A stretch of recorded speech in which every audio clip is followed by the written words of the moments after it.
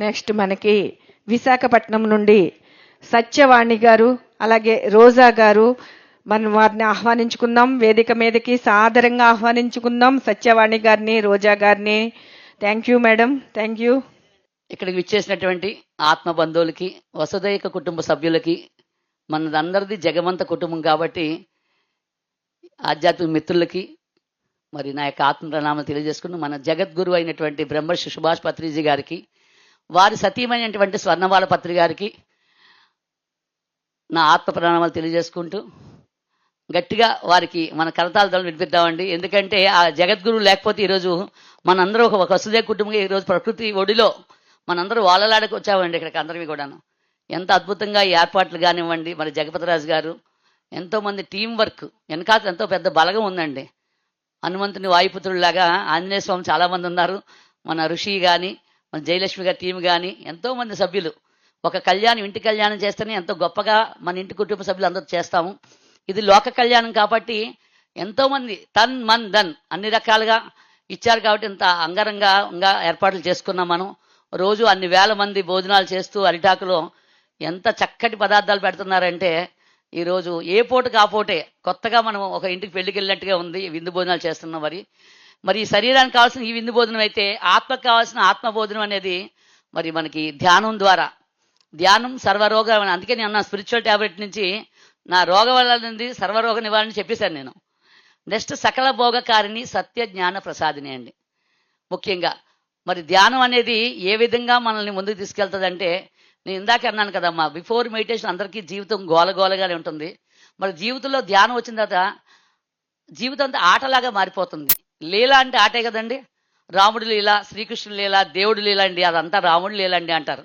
అలాగా జీవితం అంతా ఒక ఆటలాగా. అందుకే మనం రోజు సెలబ్రేషన్ చేసుకుంటాం. ఇక్కడ ప్రతి ఒక్క మనిషి కూడా పాట వేస్తే డ్యాన్స్ వేస్తున్నారు. జీవితం అంతా ఆటే, జీవితం అంతా పాటే. అంతేనా? ఒప్పుకుంటారా లేదా? వెరీ గుడ్ అండి. మరి ఇటువంటి ఇంత చక్కటి జీవితాన్ని మన అందరికీ అందించారు. దానికి మనం శారీరకంగా, మానసికంగా, ఒక ఏదైనా ఆర్థికమైన సంబంధాలు ఏమైనా ఇబ్బంది వచ్చినప్పుడు కానీ, లేకపోతే పరస్పర సంబంధాలు కానీ ఏదో దాంతో మనం లోపలికి రావడం జరుగుతుంది. ఈ ఆధ్యాత్మికతలకు చాలా తక్కువ మంది అండి, అన్నీ సక్రమంగా ఉన్నాయండి, అయినా మీ ఆధ్యాత్మిక వచ్చామనేది చాలా తక్కువ మంది ఉండొచ్చు. నాకు తెలిసి వేలలో లెక్క పెట్టొచ్చేమో, అంతమంది ఉండరు. ఇక్కడ ఎవరు ఉన్నారండి? ఏ సమస్యలు లేకుండా ధ్యానంలోకి వచ్చామండి, ఓన్లీ ఆత్మజ్ఞానం కోసం వచ్చామండి, ఓన్లీ మోక్షం కోసం వచ్చామండి, మాకు ఎటువంటి సమస్యలు, ఎంతమంది ఉన్నారండి అక్కడ? ఏ సమస్యలు లేవు, ఓన్లీ ధ్యానం కోసం, ముక్తి కోసం, మోక్షం కోసం. ఓకే సార్, తప్పకుండా, ఖచ్చితంగాను.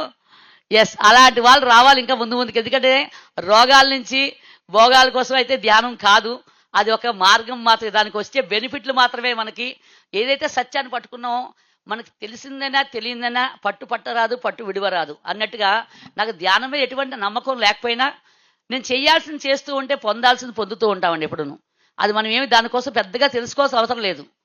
చేయాల్సింది చేస్తూ ఉండాలి మాత్రం. తెలిసిన తర్వాత 10 నిమిషాలు కూర్చోలేని మనిషిని మరి అన్ని గంటలు కూర్చోడం ఎలా వచ్చిందండి?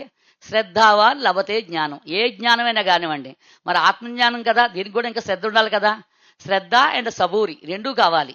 మరి సబూరి అంటే సహనం కదా, చాలా ఓపిక, సహనం. మా మరిది గారు నాకు ధ్యానంలో అదే చెప్పారు. ధ్యానం చేస్తే నువ్వు కొంచెం ఓపిక పడితే కనుక రూట్స్ అంటే మూలాల నుంచి జబ్బులు పోతాయంటే నేను ఫస్ట్ నమ్మలేదు. కానీ నేనే పెద్ద ఎవిడెన్స్ ఇప్పుడు తను వీరభద్ర గారు ఎలా అయితే చెప్పారో ప్రత్యక్ష జ్ఞానం ఇది. అందుకే ధ్యానం చేసే వాళ్ళకి మనకి చాలా పిఎస్ఎస్ మూమెంట్లో చాలా గట్టిగా మాట్లాడతారు. ఎందుకంటే ప్రత్యక్ష జ్ఞానం ఉంది ఇక్కడ. ఇది పరోక్ష జ్ఞానం ఏ పుస్తకాలు చదివిందో, ఎక్కడో ఉపన్యాసం విన్నదైతే ఇంత అనర్గళంగా మాట్లాడలేరు ఎవరు కూడానండి. ఎందుకంటే దానికి అంత స్ట్రాంగ్నెస్ ఉండదు. మన అనుభవపూర్వకంగా వచ్చిన జ్ఞానం చాలా గొప్పగా ఉంటుంది. మరి సకల భోగాలంటే భోగం అంటే ఏంటండి? ఇది వైభోగం కాదా? ఈరోజు ఎంత అద్భుతంగా ఎక్కడికి వెళ్ళినా పిఎస్ఎస్ మూమెంట్ నుంచి, అంటే ఇంతకుముందు వ్యక్తిగా మనకు ఒక ఐడెంటిటీ ఉండేది. వాళ్ళ కోడలు, వీళ్ళ కూతురు, వీరి భార్య, వీరి తల్లి అని. ఇప్పుడు ఏంటుందండి ఐడెంటిటీ చెప్పండి మనకి? పిఎస్ఎస్ మాస్టర్ అండి ఆవిడ, వాణి మేడం అండి, విశాఖపట్నం అండి, జీకే గారండి, రోజా గారండి, జయలక్ష్మి గారండి. అంటే ఎలా గుర్తిస్తున్నారు మనం ఇప్పుడు? ఒక పిఎస్ఎస్ మూమెంట్ మాస్టర్గా గుర్తు చేస్తున్నారండి. అందువల్ల ఈ దేశమే కాదండి, మన ఇండియాలోనే కాదు, ఏ కంట్రీకి వెళ్ళా కానీ ఇంత చక్కటి ఆత్మీయమైన ఆహ్వానం పలుకుతూ మనం చెప్పే అనుభవం కోసం ఎంతమంది ఎదురు చూస్తున్నారంటే బయటికి వెళ్తే మనకు తెలుస్తుందండి. అందుకే ధ్యానం ఒకటే సరిపోదు. ధ్యానము, స్వాధ్యాయము, సజ్జన సాంగత్యము, 3 రత్నాలు మనం ఖచ్చితంగా పిఎస్ఎస్ మూమెంట్కి మూల స్తంభాలు. మనకి ఒక ధ్యానం చేసుకుంటూ వెళ్ళిపోయాం అనుకోండి, ఏ స్వాధ్యాయం లేదు. ఒక యోగి ఆత్మకథ, మిలారప్ప చరిత్ర, బుద్ధ భగవాన్ జీవిత చరిత్ర, మరి స్వామి రామ, మరి మేడం బ్లావెట్స్కి కోసం పత్రిసాయి యొక్క తులసి దళము, మరి ఎన్ని పుస్తకాలు ఉన్నాయి చూడండి ఒకసారి. మరి నక్షత్రమిత్రులు, న్యూ ఎనర్జీ, అసెన్షన్, మహావతరణ, ఎన్నో వేల పుస్తకాలు ఉన్నాయి. 4 మరి మనకి 4 టోల్టెక్ 4 ఒప్పందాలని అద్భుతమైన పుస్తకాలు ఉన్నాయండి. మరి అందరికంటే ఇంకా ముఖ్యమైన మన పునాదులు స్ట్రాంగ్గా ఉండాలంటే పిఎస్ఎస్ఎంలో పత్రిసారి యొక్క ఫండమెంటల్ బుక్స్ అండి. అవి ఏంటంటే మాట ఎలా ఉండాలి, వాక్షేత్రం అండి, మరి యోగ పరంపర, మరి ఎన్లైట్మెంట్ అంటే ఏంటి, ముక్తి మార్గం అంటే ఏంటి, తులసీ దళం, మరి మిలారప్ప, మరి వరలం లేని వీరు, ఎన్నో పుస్తకాలండి. ఇలాంటి పుస్తకాలన్నీ మన పత్రిసారి తాలూకా ఫండమెంటల్ బేసిక్ బుక్స్ అయితే మన స్టాండర్డ్స్ చాలా స్ట్రాంగ్గా ఉంటుంది పునాది. తర్వాత మీకు ఇష్టమైన బుక్స్ సేత్ చదువుతారా, రామ్తా చదువుతారా, ఓషో చదువుతారా, మీరు మిలారప్ప చదువుతారా, మీ ఇష్టం అండి. అది మీ అనుభవానికి సరిపడే ఏ బుక్ చదివితే మీకు ఆనందం వస్తుందో. ఇప్పుడు నేనున్నాను, నాకు అన్ని బుక్స్ కంటే భగవాన్ బుద్ధ చదివిన తర్వాత నక్షత్ర మిత్రుల బుక్ చాలా ఇష్టం నాకు. మరి మిలారప్ప చరిత్ర అంటే ఎంత అద్భుతమైన ఇష్టమో. ఆ మిలారప్ప చరిత్ర చదివిన తర్వాత పత్రిసారి మీద గౌరవం ఇంకా పెరిగిపోయిందండి నాకు. గురువు ఆ శిష్యులు అనే బంధం ఇంకా అద్భుతంగా పెరిగింది. ఎన్ని శిక్షణ ఇస్తాడండి మిలారప్ప, ఆ శిష్యుడికి ఎంత శిక్షణ ఇస్తాడంటే రాళ్ళు మోయించి ఆ బిల్డింగ్ కట్టిస్తూ. ఇక్కడ ఎవరైనా చదివారండి మిలారప్ప చరిత్ర ఎవరైనా? అయితే మీకు అర్థమవుతుంది ఖచ్చితంగా ఈ పుస్తకం. భగవాన్ బుద్ధ ఎవరు చదివారండి ఇక్కడ? ఓకే. నక్షత్ర మిత్రులండి? పర్వాలేదు, 3-4 ఉన్నారు. తప్పకుండా చదవండి అమ్మ. 2013లో నక్షత్ర మిత్రుల బుక్ చదవడం జరిగింది. టోల్టెక్ 4 ఒప్పందాల పుస్తకం చదవడం జరిగింది. మరి ఈ మధ్యకాలంలో ఎక్కువగా నేను మహానిర్వాణం అనే ఆదిశంకరాచార్య నిర్వాణ మార్గం అనే బుక్ చదవడం జరుగుతుంది ఈ మధ్యన. నేను ఎక్కడికి వెళ్ళినా నాతో నక్షత్ర మిత్రులు ఈ నిర్వాణ మార్గం బుక్ అనేది నా చేతిలో ఉంటుంది. నేను ఇందాకే చెప్పాను కదా, రోగాల కోసం అయితే ధ్యానం కాదు, భోగాల కోసం. అందుకే ప్రతి మనిషి ఏదో ఒకటి కోరుకుంటే అక్కడితో ఆగిపోతారండి. నేను ధ్యానం చేసిన నాకు గొప్ప విషయం ఏంటో తెలియదు. నాకు ధ్యానం అనే నమ్మకం లేకపోవడం వల్ల, ఎటువంటి ఎక్స్పెక్టేషన్ లేకుండా ధ్యానం చేయడం వల్ల అన్నీ ఒకేసారి వచ్చాయండి. నాకు చక్కగా తగ్గిపోయాయి, రోగాలు పోయాయి, వైభోగం వచ్చింది, మరి ఎక్కడ ఆనందం వచ్చింది, పెద్ద కుటుంబం, అద్భుతమైన జీవితం. ఎక్కడికి వెళ్ళినా కానీ మరి ఆత్మజ్ఞానం వైపు ఒక మక్కువ. ముక్తి అన్నా, మోక్షమన్నా, మరి నిర్వాణం అన్నా, ఈ అద్భుతమైన విషయాలు తెలుసుకోవాలంటే ఈ జన్మకి ఎంతో గొప్ప విషయం అండి ఇది. అసలు ధ్యానం అనే మాట మనం చెవిని పడాలంటేనే ఎంతో అర్హత కావాలి. ఇది ఈ జన్మలోనే దాన్ని ఉండదు మనకి. ఓన్లీ ఈ జన్మలో వచ్చి ఇప్పటికిప్పుడు నేర్చుకుంది కాదండి ఇది. ఎప్పటి నుంచో ఎన్నో జన్మల యొక్క సాధన. ఎందుకంటే దాన్ని ఉదాహరణగా పత్రిసారి చూస్తే తెలుసుకోవచ్చు మనం. పత్రిసారి మాకు 28 సంవత్సరాల క్రితం పరిచయం అయ్యారు. అంటే నేను ఎప్పుడు వచ్చే ధ్యానంలోకి అండి, జీకే గారి ద్వారా 96లో ధ్యానంలోకి రావడం జరిగింది. అప్పుడు తర్వాత 2 సంవత్సరాలు పోయింది పత్రిసారి పరిచయం అయినప్పుడు ఆయన ఒకే ఒక మాట నాకు బాగా దూసిపోయింది. ఏంటంటే సార్ డయాస్ మీద క్లాస్ చెప్తున్నారు ఆ రోజు సుబ్బలక్ష్మి కళ్యాణ మండపంలో. మా జీకే ఉంది, పత్రిసారి చూడలేదు కదా వదిన, ఒకసారి సార్ని చూడడానికి మొత్తం అందరూ వెళ్ళామండి. ఆయన డయాస్ మీద చెప్తారు, ఈ జన్మ ఆఖరి జన్మ అని చెప్తున్నారు. ఇదేంటిది, ఈ నెల చెప్పేస్తారు ప్యాంటు షర్ట్ వేసుకుని ఆయన ఈ జన్మ ఆఖరి జన్మ చెప్తున్నారు అని నేను మనసులో అనుకుంటున్నాను. ఈ నెలగైనా ఆ విషయం అడగాలి వెళ్ళి ఎదురుగా, ఈ జన్మ ఎందుకు ఆఖరి జన్మ చేసుకుంటారు మీరు? అంతకుముందు బుద్ధుడి దగ్గర ఆనందుడిగా ఉన్నానని మీరే చెప్పారు కదా, 3 జన్మలు. ఒక సూఫీ మాస్టర్ అని చెప్పారు, ఇంకొక జన్మ చెప్పారు. అంటే ఉన్న జన్మలో 3 జన్మలు చెప్పారు ఆయన. అది ఆఖరి జన్మ చేసుకోకుండా ఇప్పుడు ఎందుకు ఆఖరి జన్మ అంటున్నారు అని నేను ఆలోచిస్తున్నాను. అయితే ఈ విషయాన్ని ఆయన అడుగుదామని చెప్పి వెంటనే ఫస్ట్ పత్రిసారిని చూడడం అండి. ఎటువంటి భయం లేదు, ఎటువంటి ఏమి ఇది లేదు. తిన్నంగా ఆయన డయాస్ దిగుతున్నారు సుబ్బలక్ష్మి కళ్యాణ్ క్లాస్ చెప్పి. వెంటనే నేను సార్కి ఎదురుగా వెళ్ళి కళ్ళలో కలిపెట్టి చూస్తూ, సార్ మిమ్మల్ని ఒక మాట అడుగుతాను, మీరేమో అనుకోరు కదా అని అడగడం జరిగింది. అంటే సార్ వెంటనే కళ్ళలో కలిపెట్టి చూసి ఇలా భుజం మీద చెయ్యేసి నడుచుకుంటూ తీసుకెళ్లారు ముందుకి.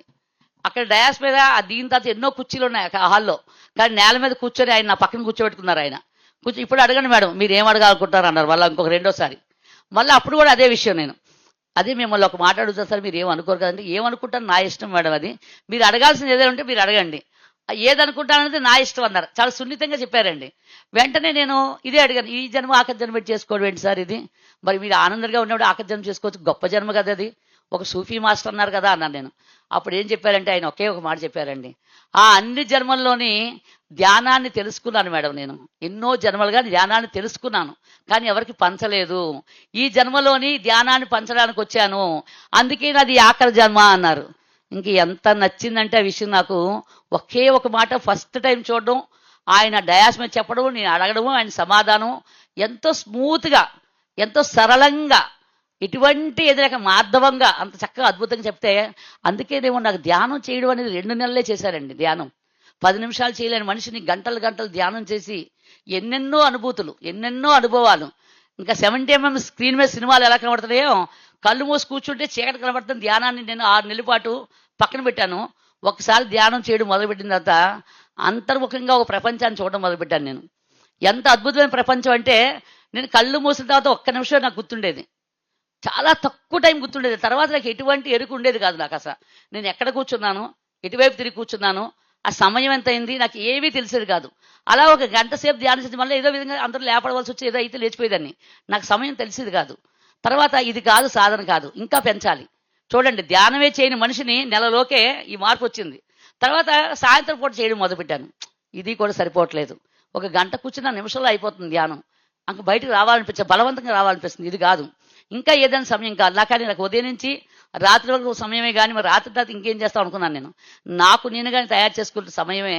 రాత్రి 10-10:30కి మేము పడుకోవడానికి రూమ్కి వెళ్ళిన తర్వాత, పిల్లలు నాకు అప్పుడు 4 సంవత్సరాలు 6 సంవత్సరాల పిల్లలండి, ఇద్దరిని పడుకోబెట్టి అప్పుడు రూమ్లో కూర్చొని నేను ధ్యానం చేయడం మొదలుపెట్టాను. మా వారికి చెప్పాను, నేను కాసేపు ధ్యానం చేసుకుంటానని చెప్పి. ఇప్పుడైతే అందరూ కుర్చీలో కూర్చొని ధ్యానం చేస్తారు కానండి, కొన్ని సంవత్సరాల పాటు నేల మీద మట వేసుకొని కూర్చొని ధ్యానం చేయడం అలవాటు చాలా ఎక్కువ. నేను ఆ విధంగానే నేల మీద ఒక బొంత వేసుకొని గోడకు చక్కగా జారబడి ఎంతసేపు కూర్చొని చూద్దాం అనుకున్నాను నేను. ఫస్ట్ టైం 1 గంట సేపు కూర్చోవడం చాలా చక్కగా అయిపోయింది నాకు.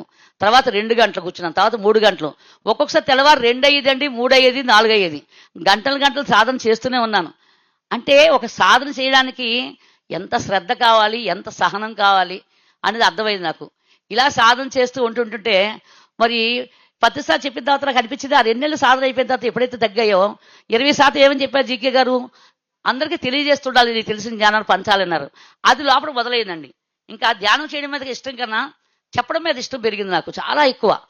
ఇంతమంది ఎందుకు ఇంత బాధపడుతున్నారు, ఎంత నరకయాత అనిపిస్తున్నారు, నేను ఎన్ని డబ్బులు ఖర్చు పెట్టాను, ఎంత సమయం వేస్ట్ చేసుకున్నాను, ఎంత మానసిక శోభ అనిపించుంటాను నా జీవితం, ఎందుకు పెళ్లి చేసుకున్నాను రా బాబు, అసలు ఎందుకు పిల్లలు పుట్టారు, అసలు నాకు పెళ్ళే ఇష్టం లేదు, ఇవన్నీ ఈ భర్త వల్లే వచ్చాయా, ఈ పెళ్లి వల్ల వచ్చాయా, ఈ కుటుంబం వల్ల వచ్చాయా, మనం అలాగే కదా మాట్లాడతాం అన్ని కూడాను. అంటే చూడండి ఎలా బ్లేమ్ చేస్తున్నాం మనం. అన్నీ ఇంకో దానివల్ల మన వల్లే మనకు వచ్చాయని మనకు అర్థం కాలేదు అప్పుడు. ఇలా చేసిన తర్వాత ఎప్పుడైతే ధ్యాన ప్రచారం చేస్తుందో నా హ్యాపీనెస్ ఇంకా పెరిగింది. ఇంకా అక్కడితో ఆగలేదు హ్యాపీనెస్ అండి. తర్వాత శాకాహార ర్యాలీలు చేస్తే ఈ అన్నిటికంటే ఇంకా బాగా కిక్ వస్తుంది నాకు. ధ్యానం చేస్తే ఎంత వస్తే, ధ్యాన ప్రచారం చేస్తే అంత వస్తే, శాకాహార ర్యాలీలు చేస్తున్నప్పుడు ఆ ఆనందం ఇంకా అద్భుతంగా ఉంది. అబ్బా, ఇది కదా కావాల్సింది, అందరూ కూడా శాకాహారులు అయితే ప్రపంచం అంత గొప్పగా ఉంటుంది. ధ్యాన జగత్తు, శాకాహార జగత్తు, పిరమిడ్ జగత్తు. ప్రతిసారి మనం 3 ముఖ్యమైన రహదారులు చూపించారు. మనం అందరూ రహదారులు వెళ్ళడానికి రెడీగా ఉన్నాం. ఈ విధంగా చేయడం మొదలుపెట్టాం. తర్వాత అక్కడితో ఆగలేదండి. శాకాహార ర్యాలీలు చేయడం 10 సంవత్సరాలు చేసిన తర్వాత సార్ ఏమన్నారంటే, మీరు శాకాహార ర్యాలీకి ఇన్ఛార్జ్ మేడం, మీరు ఏది చెప్తే అదని చెప్పేవారు. ఒక 5-10 సంవత్సరాలు అయిపోయిన తర్వాత దాని మీద కూడా సరదా తీరిపోయిందండి. ఇంకా చేయడానికి చాలా మంది వచ్చేసారు. ఇంకా మనం ఎందుకు ఆ పనిలో ఉండాలి. ఇప్పుడు pyramid party of India work చేస్తున్నాం. జీకే గారు ఎప్పుడు చెప్పేవారు, నువ్వు స్పిరిచువల్ టాబ్లెట్ కాదు, నువ్వు రోగాల కోసం రాలేదు, నీది ప్రత్యేకమైన పని ఉంది, నీకు అడ్మినిస్ట్రేషన్ నీ వర్క్ ఇది, తప్పకుండా నువ్వు పిరమిడ్ పార్టీ వర్క్ వెనకాల చెయ్యొద్దు అని చెప్పడం జరిగింది. దాంతో 99లో ప్రతిసారి చేతుల మీదుగా మరి పిరమిడ్ పార్టీ ఆఫ్ ఇండియా, అది బుద్ధా పార్టీ అని ఆ రోజు రిజిస్ట్రేషన్ చేయడం జరిగింది శేషన్ గారి చేతుల మీదుగా. దాన్ని శేషన్ గారు అన్నారంటే, బుద్ధా పార్టీ అంటే బుద్ధుల తర్వాత వాళ్ళు వస్తారు తప్ప అన్ని సంఘాలు రారు, మీరు బుద్ధా పార్టీని తీసేయండి, బుద్ధిజం ఒకటి అనుకుంటారు, ఇది దాన్ని పిరమిడ్ పార్టీ ఆఫ్ ఇండియాని మార్చని చెప్పి సలహా ఇవ్వడం, దాన్ని ప్రతిసారి మార్చడం జరిగింది. మరి దాంట్లో ఎంతో నాకు అర్థమైనా అర్థం కాకపోయినా, పిరమిడ్ పార్టీ సిద్ధాంతాలు నాకు తెలిసినా తెలియకపోయినా, ఒక గురువు ఆజ్ఞ ఏదైనా చెప్పారంటే దాన్ని చెయ్యాలని చెప్పి దాంట్లో భాగంగా వెనక నుండి బ్యాక్ ఎండ్లో 20 సంవత్సరాల పాటు అండి, అంటే స్టార్టింగ్ ఎలక్షన్ అప్పటి నుంచి ఇప్పటి వరకు కూడా నేను ఎప్పుడు వెనక నుండే వర్క్ చేయడం జరిగింది. అంటే వారికి ఒక 5,000-10,000 సర్దడం కానీ, ఒక ఆటో తయారు చేయడం, పాంప్లెట్లు, జెండాలు, కండువాలు ఇలా చేయడం మొదలుపెట్టాను. దాని తర్వాత నాకు అనిపించింది, నేను ఎప్పుడు నించోవాలని మాత్రం ఎప్పుడు ఆలోచన నేను చేయలేదు నిజంగా. ఎప్పుడు ఇలా చేస్తాను. ఎప్పుడైతే సార్ బాడీ వెకెట్ చేశారో నా బాధ్యత పెరిగింది. ఈసారి పిరమిడ్ పార్టీ స్తబ్దుగా ఉండడానికి లేదు, ఎవరో ఒక ముందు ఇనిషియేట్ చేసుకోవాలి అని నేను యుఎస్లో ఉన్నాను అప్పుడు మా పాప దగ్గర. అక్కడి నుంచి పిరమిడ్ పార్టీ యొక్క జూమ్ మీటింగ్స్ 1 నెల రోజుల పాటు రోజు నేను దాంట్లో పార్టిసిపేట్ చేసేదాన్ని అండి. చేశాక ఏమనిపించింది, నేను ఇంకా మా పాప దగ్గరికి 2 నెలలు ఉండాలి నేను అమెరికాలో. కానీ మా అమ్మాయి చెప్పాను, ఫస్టే చెప్పింది మా అమ్మాయి, నువ్వు ఇక్కడ ఉండవు నాకు తెలుసమ్మా, నువ్వు ధ్యానం వచ్చి అక్కడ టైంకి వెళ్ళిపోతావు అని చెప్పి, నీకు టికెట్ తీయాలా వద్దా 10 సార్లు అడిగింది. అస్సలు ఎక్కడికి వెళ్ళామా, నేను నీ దగ్గరే ఉంటాను, నీ తర్వాతే అన్ని అని చెప్పాను నేను. తర్వాత నాకు ఏమర్థమైందంటే లోపల నుంచి వస్తుందండి, మా వారు అంటున్నారు ఆయనకి వెళ్ళిపోవాలి ఇంటికి వచ్చాడని. మా వాడిని ఎప్పుడు చెప్తాదో అని చూస్తున్నారు. నేను చెప్పను అసలు, నాకు అమెరికాలో పడదు, అండమాన్లో పడదు, నాకు ట్రైబల్ ఏరియా పెట్టుగోడలు పడదు, ఎక్కడైనా బతికేస్తాను నేను. అందువల్ల నాకేమీ దాంతో సంబంధం లేదు. కానీ నేనేం చేశాను, నాకు 2 ఆలోచనలు వచ్చాయి. ఒకటి, పత్రసారి మీద డాక్యుమెంట్ చేస్తున్నారు అక్కడ వైజాగ్, మన విశాఖపట్నం ఇండియాలోని, ఇదొక విషయం. రెండోది, ధ్యానమా చక్రం డిసెంబర్లో వచ్చేస్తుంది. మేము డిసెంబర్ వరకు రాకూడదు, మా టికెట్స్ లేవు. మూడోది ఏంటంటే, పిరమిడ్ పార్టీ ఆఫ్ ఇండియా మనకి ఎలక్షన్ స్టార్ట్ అయిపోతుంది. ఇక్కడ త్వరగా వచ్చి కాస్త బేసిక్ వర్క్ స్టార్ట్ చేయాలి, అక్కడ అందరితో మోటివేట్ చేయాలి.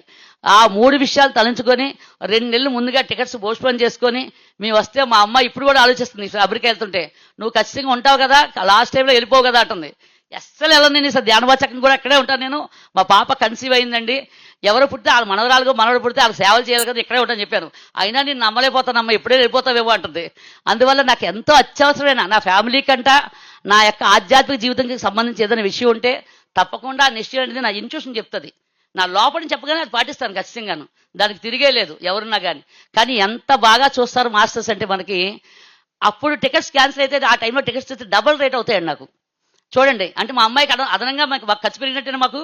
కానీ మాస్టర్స్ ఎంత బాగా ప్లాన్ చేశారంటే, వాణి మేడము ఊరికినే వెళ్ళట్లేదు ఇండియాకి, ఈవిడ ఒక మంచి పని మీద మంచి ఆలోచనతో వెళ్తుందని, దానికి ఒక 30,000 ఎక్స్ట్రా వేస్తే మేము దాని క్లాసే మారిపోయిందండి మాకు. మేము ఎక్కడో 3rd క్లాస్లో తీసుకున్న టికెట్స్ని మాకు ఒక అఫీషియల్గా 2nd క్లాస్ టికెట్స్ని నేచర్ ప్రొవైడ్ చేస్తుంది మాకు.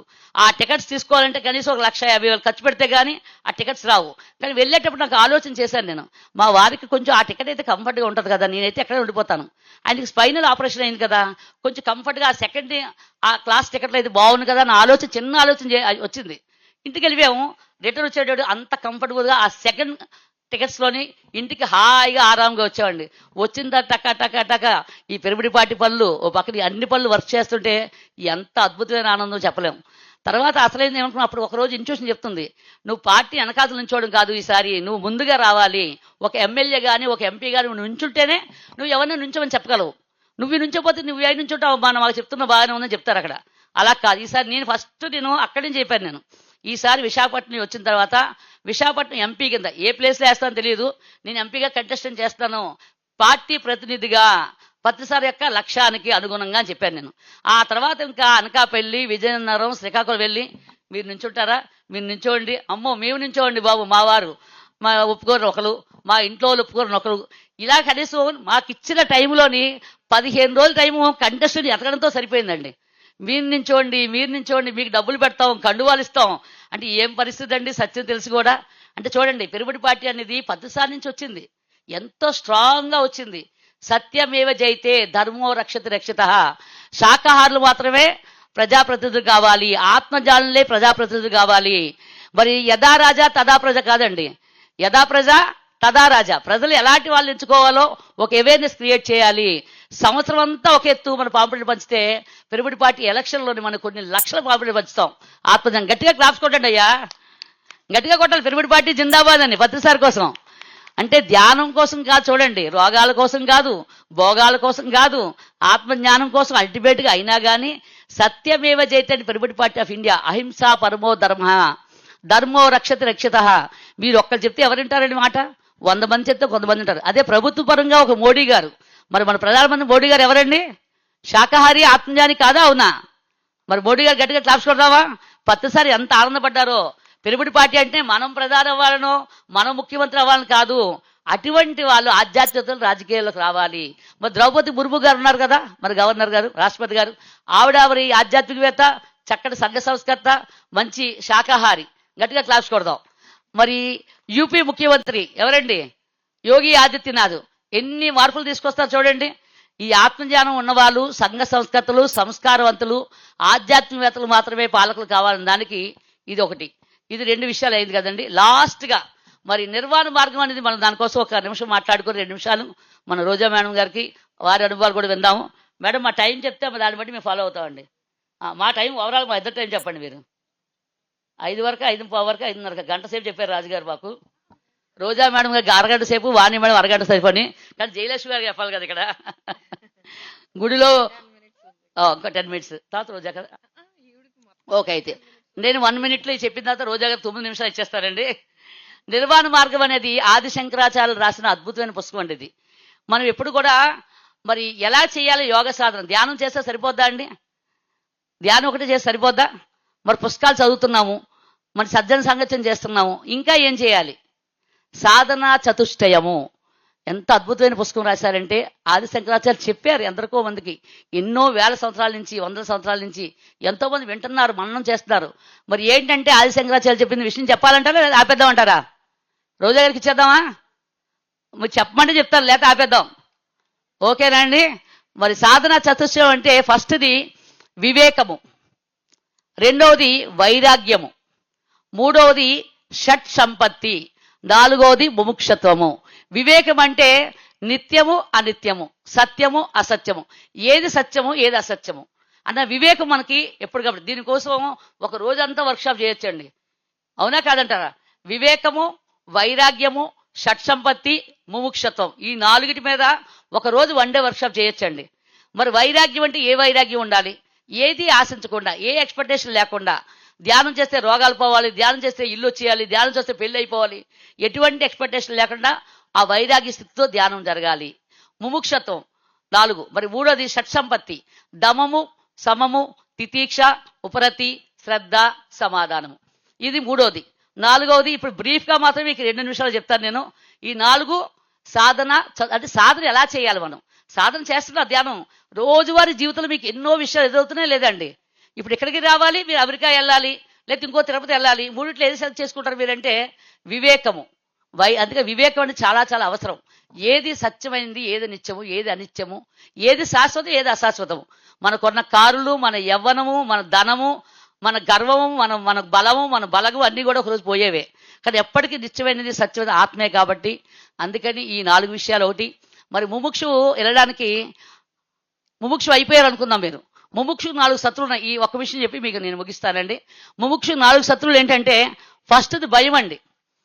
అంటే ఎన్ని భయాలు ఉన్నాయంటే కొన్ని 100 భయాలు చెప్పొచ్చు. బల్లి నుంచి, పిల్లి నుంచి, పెద్ద కొండ అంటే భయం, చీకటి అంటే భయం, ఎత్తు అంటే భయం, రాజు అంటే భయం, మరి వెనకాత కారు అంటే భయం, రోడ్డు మీదకి వెళ్ళాలంటే భయం, ఒక పెరుగుబడి పార్టీలు అంటే భయం, అసలు రాజకీయాలంటే భయం. కొందరికి చాలా భయాలు ఉంటాయి, ఉండవండి. 100 భయాలు మీరు లెక్క రాసుకోవచ్చు మీరు. ఫస్ట్ ఏంటంటే ముముక్షు ఫస్ట్ శత్రువు ఎవరంటే భయము. రెండో శత్రువు ఎవరంటే అసంపూర్ణ జ్ఞానం అండి.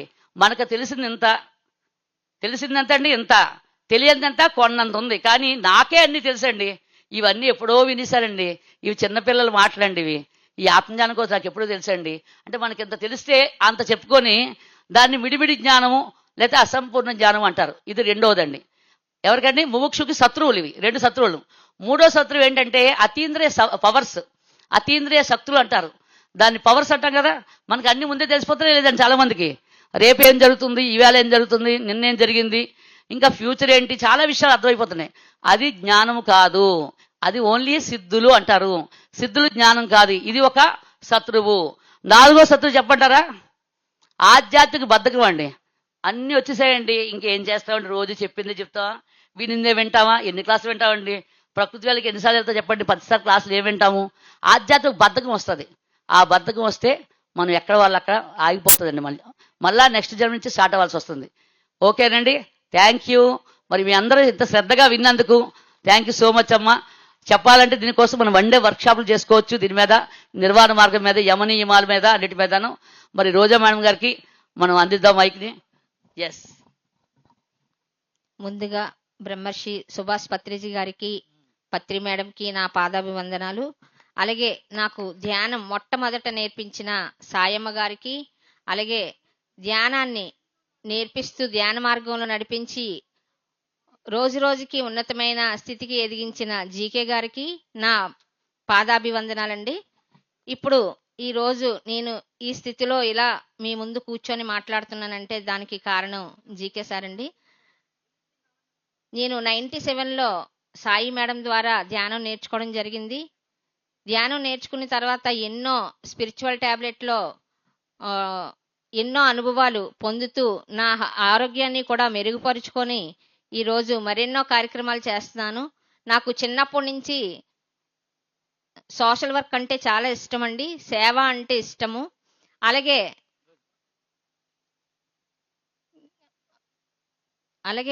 సేవ అంటే చాలా ఇష్టం అండి చిన్నప్పటి నుంచి.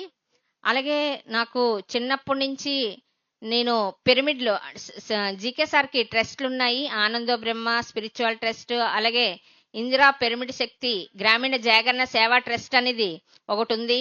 ఇందాక మనం మాటల్లో చాలా మంది దగ్గర వినడం జరిగింది. సార్కి ముందుగా ఎవరు ఏ వర్క్ వదిన మీది ఈ వర్క్ కాదని ఎలాగైతే చెప్పారో నాకు కూడా నాది స్పిరిచువల్ టాబ్లెట్ కాదు, ఇందిరా గ్రామీణ పిరమిడ్ శక్తి జాగరణ సేవా ట్రస్ట్ అనేది చెప్పడం జరిగింది. అందులో ఏంటంటే పిరమిడ్ల నిర్మాణం, ప్రతి గ్రామాల్లో పిరమిడ్లు నిర్మించడం అనేది నాకు చెప్పినప్పుడు నేను ఇందిరా గ్రామీణ పిరమిడ్ ట్రస్ట్ అనేది నిర్మించడం జరిగింది. అది ఆ ట్రస్ట్లో పిరమిడ్ల నిర్మాణంతో వర్క్ చేస్తూ ఇప్పుడు హిమాలయాల్లో పిరమిడ్ నిర్మాణం అనేది జరిగిందండి. అయితే ప్రతి వర్క్ కూడా ఇప్పుడు మనకి స్పిరిచువాలిటీలో మనం ఎలాగైతే మనం తన్ మన్ ధన్ రూపంలో ఎలాగైతే ఆలోచించకుండా చేస్తామో, ఫస్ట్ ట్రస్ట్ క్రియేషన్ చేసేటప్పుడు అది ఒక కొంత అమౌంట్ అనేది పెట్టడం జరుగుతుందండి. అప్పుడు ఆ అమౌంట్ని నేను ఆలోచించకుండా పెట్టేటప్పుడు నాకు అప్పుడు ఒక ఉద్యోగం అనేది కూడా లేదు. నేను డ్వాక్రా గ్రూపుల్లో చేస్తూ ఉండేదాన్ని. అప్పుడు ట్రస్ట్ నిర్మాణం అయిన తర్వాత అది నా దగ్గరున్న ఎంతైతే అమౌంట్ ఉందో అది ట్రస్ట్కి ఒక 7,000 రూపాయలు ఇచ్చిన తర్వాత నేను డ్వాక్రా గ్రూపుల ద్వారా ఉన్నతమైన స్థితికి హిందీ నాకు చిన్నప్పటి నుంచి నేర్చుకోవాలని కుతూహలం చాలా ఎక్కువగా ఉండేది. దాని ద్వారా నేను హిందీ నేర్చుకొని డ్వాక్రాలోని నాకు అవకాశం వచ్చిందండి.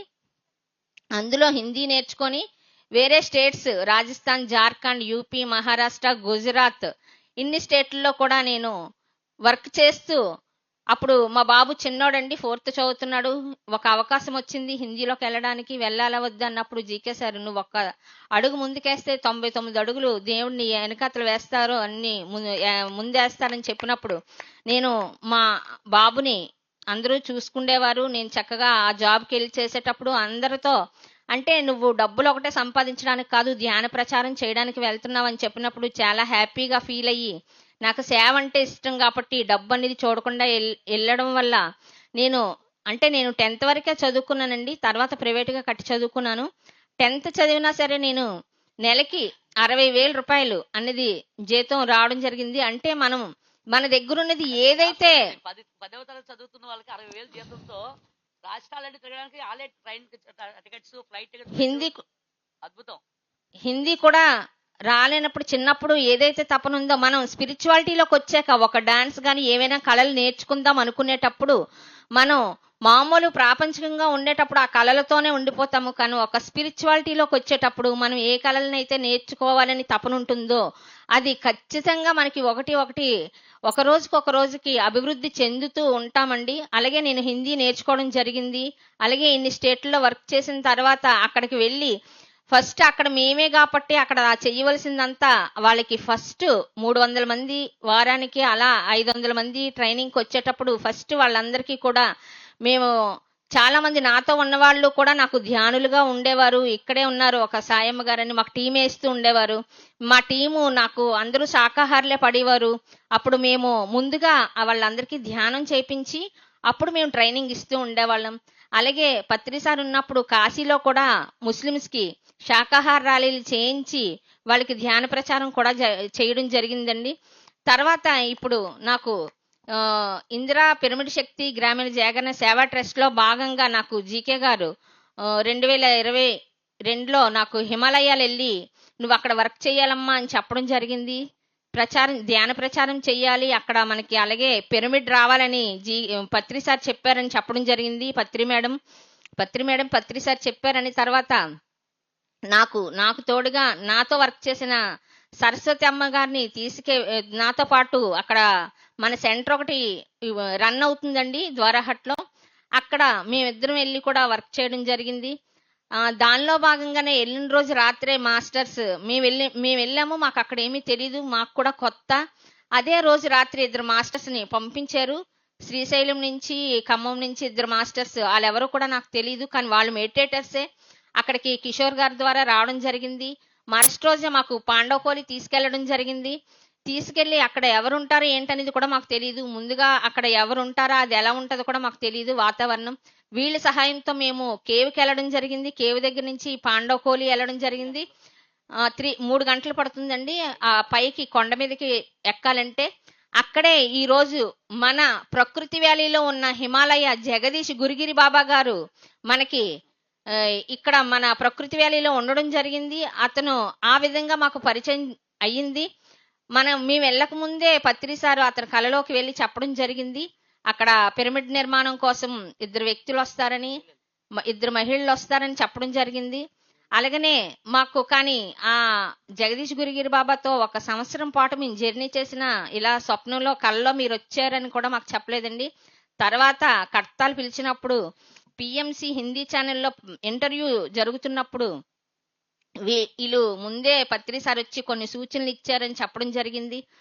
అందులో భాగంగా ఇప్పుడు అతను మన జగదీష్ గురుగిరి బాబా గారిది కూడా పాత్ర ఉంది ఇప్పుడు ఆ పిరమిడ్ నిర్మాణంలో. ఎప్పుడంటే అప్పుడు పిలిస్తే ఒక నార్మల్ వ్యక్తిగా వచ్చి అతను మనతో కలిసి ఎంతో అద్భుతంగా వర్క్ చేస్తున్నారు. ఎంతో శక్తివంతులు అయినా అతను 4 నెలలు ఒక మంచు కొండల్లో ఉండి ఆ మంచు పడుతున్న మంచు ఇంతవరకు వచ్చినా అందులో ఉండి సాధన చేసిన వ్యక్తి ఆయన.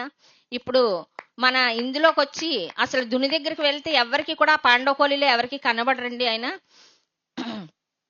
అలాంటి ఆయన ఇప్పుడు మేము వెళ్ళినా సరే ఎక్కువ మాట్లాడేవారు కాదు. అప్పటికి ఇప్పటికి చాలా చేంజ్. ఒక పత్రి సార్ లాగానే మనకి అన్నిట్లో ఉండాలి. అలాగే అతనికి మెసేజ్ కూడా వచ్చింది ఏంటంటే, నువ్వు తపస్సు చేసుకొని ఇక్కడ ఉండడం కాదు, ఇంకా తపస్సు చేసింది చాలు, ఇటువైపు వెళ్ళాలి, నువ్వు దక్షిణ భారతదేశం వైపు వెళ్ళాలని మెసేజ్ రావడంతో ఇప్పుడు మనం పిల్లగానే ఇటువైపు వస్తున్నారు. లేకపోతే అతను ఆ కొండ మీదే సాధన చేసుకొని ఉంటారు. అందులో భాగంగానే ఇప్పుడు మనకి జగదీష్ గురుగిరి బాబా గారు మనతో పాటు వచ్చి మనతో ఒక చిన్న పిల్లల్లాగా కలిసిపోయి మనకి ఎంతో జ్ఞానాన్ని అందించడానికి ఇప్పుడు మనతో పాటు వస్తున్నారు. ఇంత మంచి అలాగే అక్కడ మనం 3 నాలీలు స్థలం అనేది తీసుకోవడం జరిగిందండి. ఇప్పుడు ఆ పేపర్ వర్క్ కూడా పూర్తయింది. ఇప్పుడు మనందరం కూడా పిరమిడ్ నిర్మాణంలో అందరం భాగస్వాములు అయ్యి అందరూ కూడా ఇప్పుడు నెక్స్ట్ మంత్ మేము 6వ నెలలో కానీ 7వ నెలలో కానీ ధ్యాన యజ్ఞం అవుతుందండి. 2 ధ్యాన యజ్ఞాలు చేసుకున్నాము. ఇంకా ఇప్పుడు 3వ ధ్యాన యజ్ఞం 6వ నెల కానీ అంటే అక్కడ కాలేజీ మనకి సెలవు దొరకాలి. అది ఎప్పుడనేది ఫిక్స్ కాదు. అది దొరికినప్పుడు మనందరం కూడా అక్కడ మీరందరూ కూడా రావాలండి తప్పనిసరిగా. తర్వాత నాకు రాజుగారు శాకాహార్యాలు చేసినప్పుడు సార్తో పాటు జర్నీ చేయడం జరిగింది. నాకు చాలా నచ్చింది రాజుగారితో శాకాహార్యాలు చేయడం.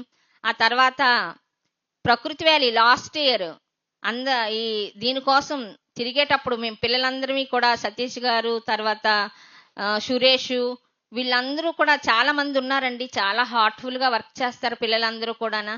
ఇక్కడే కాదు ఎక్కడైనా కర్తాల్లో కానీ పత్రిసారి అందరినీ మనలందరినీ చక్కగా తీర్చిదిద్దారండి. ఎక్కడంటే అక్కడ సేవకి నేనున్నానంటూ పిలకుండా ముందుగా రాజుగారికి నేను కూడా అంతేనండి. లాస్ట్ ఇయర్ అయితేనేమి ఇప్పుడైతేనేమి నా వంతు వర్క్ ఏముందా అని చూసుకొని రావడమే తప్ప ఎప్పుడు ఫోన్ చేసి ఎవరు పిల్లరు. అందరూ కూడా మన పిరమిడ్ మాస్టర్లు అందరూ కూడా అంతేనండి. మనల్ని అంత చక్కగా మన పత్రిసార్ గారు మనకి అంత చక్కగా తయారు చేశారు. మరి ఇప్పుడు మన జయలక్ష్మి గారు అయితే ఏమి వాళ్ళ టీం అయితేనేమి ఇంత హార్డ్ వర్క్ చేసి మనకి ఈ రోజు ఇంత చక్కగా మనకి చేస్తున్నారంటే అదంతా మన పత్రిసార్ గారి యొక్క శక్తి. ఆ శక్తితోనే మనం అందరం పయనిస్తున్నాం. Thank you. ఇంత మంచి అవకాశాన్ని ఇచ్చిన రాజుగారికి అందరికీ. అలాగే ఈ రోజు మన జగదీష్ గురుగిరి బాబా ఇక్కడ ఉన్నారు అంటే అంత మంచి అవకాశాన్ని మనకి రాజుగారు పర్మిషన్ ఇచ్చారు. రాజుగారికి రాయ్ జగపతి రాజు గారికి ధన్యవాదాలు. థ్యాంక్ యూ అండి. Thank you so much. అలాగే పిరమిడ్ పార్టీలోని కూడా నేను వర్క్ చేసేటప్పుడు నాకు వాణి మేడం ఎంతో విన్నట్టు సపోర్ట్ ఉండి నేనైతే పిరమిడ్ నాకు సేవ అంటే ఇష్టం కదండి. అలాగే అందులో నేను వర్క్ చేస్తాను అన్నప్పుడు నేను కొంత డబ్బు పెడతానన్నప్పుడు దెబ్బలాడారు. అదే సపోర్ట్ తో నాకు వర్క్ అంతా అయింది. పిరమిడ్ పార్టీకి కూడా తిరగడానికి మరెంతో మంది నాకు సాయంగా వచ్చారు. అలాగే ప్రతి ఒక్కరు కూడా ఇప్పుడు ఎంతో మనకి ప్రతి దగ్గర ప్రకృతి వేలు అయితేనేవ్వండి కర్తాలు అయితేనేవ్వండి ఎక్కడికంటే అక్కడి జనాలు అయితే బాగానే వస్తున్నారు. పిరమిడ్ పార్టీ అనేసరికి అందరూ జడిసిపోతున్నారండి. దయించి అందరూ కూడా పిరమిడ్ పార్టీ వచ్చి మీ ఇంటి ముందు జెండా పెడతామండి అంటే అమ్మో ఆ రాజకీయ వ్యక్తులు వస్తారు వీళ్ళు వస్తారు వాళ్ళు వస్తారు పెట్టొద్దనేసి అందరూ జడుస్తున్నారండి. పార్టీలో తిరిగేటప్పుడు వాళ్ళ ఇంటి ముందు జెండా పెట్టుకోవడానికి కూడా అందరూ జడుస్తున్నారు. అలా జడవకుండా అందరూ కూడా మన పిరమిడ్ పార్టీ ఎలక్షన్ వచ్చేటప్పుడు ఏ పార్టీకి జడవకుండా మనందరం చక్కగా వర్క్ చేసి అందరూ కూడా ఇప్పుడు ఎలాగైతే మనం కట్టాలి కానీ ఎక్కడికంటే అందరూ ఎలా అయితే వస్తున్నారో ఆ పార్టీ పని చేసేటప్పుడు కూడా అందరూ నేనున్నానంటూ అందరూ రావాలండి, అందరూ వర్క్ చేయాలి, ఎవరికి ఏమీ భయపడవలసిన అవసరం లేదు. నేను ఎమ్మెల్యేగా పోటీ చేసినప్పుడైతే నాకు ఎంతో మంది భయపెట్టారు, నేనైతే అస్సలు భయపడలేదు. ఎందుకంటే ఒక సత్యానికి నిలబడినప్పుడు మనం ఎవరం కూడా భయపడకూడదు. దానికి ఏ విధంగా పత్రిసారి నియమాలు ఏవైతే ఉన్నాయో అట్లన్నింటికి మనం వర్క్ చేయాలి. అలాగే పిరమిడ్ పార్టీలోని అందరూ కూడా ఒక జిల్లాలో ఎంతమంది అయితే ఉన్నారో అందరూ పోటీ చేయడం అనేది జరగలేదు. నెక్స్ట్ ఇయర్ అందరూ ముందుగా ప్రిపేర్ అయ్యి అందరూ కూడా ఆ పార్టీలో ఉండి ప్రతి ఒక్కరూ కూడా బాధ్యతలు తీసుకొని ఎమ్మెల్యేలు అయితేనేమి ఎంపీలు అయితేనేమి అందరూ కూడా ప్రతినిధులుగా నిలబడి అందరూ ముందంచులో ఉండాలని కోరుకుంటున్నాను. Thank you. నాకు ఈ పిరమిడ్ పార్టీలో నిలబడడానికి వాణి మేడం ఎంతో సహకరించారు. Thank you madam, thank you so much. Okay అండి. మరి ముఖ్యంగా ఈ కార్యక్రమాన్ని ఎంత అద్భుతంగా రంగరంగ వైభవంగా ఎంతో అద్భుతంగా ఏర్పాట్లు చేశారు. ఇన్ని వేల మంది ఈ రోజు మన భోజనాలు ఇంత అద్భుతంగా చేస్తున్నామంటే గట్టిగా మరి ప్రకృతి వ్యాలీకి, శ్రీకృష్ణ మెగా పిరమిడ్కి, జగపతిరాజు గారికి గట్టిగా క్లాస్ కొట్టాలండి. ప్రపంచం అంతా చూస్తుంది ఈరోజు ఈ వేదిక నుంచి ఎంత రంగరంగ వైభవంగా అలంకరించుకుందో. మరి థ్యాంక్ యూ వెంపటి సుభాష్ పత్రిజీ గారికి, జగపతిరాజు గారి కుటుంబానికి. హలో, గట్టిగా క్లాప్స్ అండి. చాలా చక్కగా సత్యవాణి గారి యొక్క సందేశాన్ని తీసుకున్నాము, అలాగే రోజా గారి యొక్క సందేశాన్ని తీసుకున్నాము. ఎనలేని సేవలు మన PSSMకు అందిస్తూ అద్భుతమైన జ్ఞానాన్ని అందరికీ పంచుతూ అద్భుతంగా ముందుకు వెళ్తున్న వాళ్ళ జర్నీకి గట్టిగా క్లాప్స్ అండి.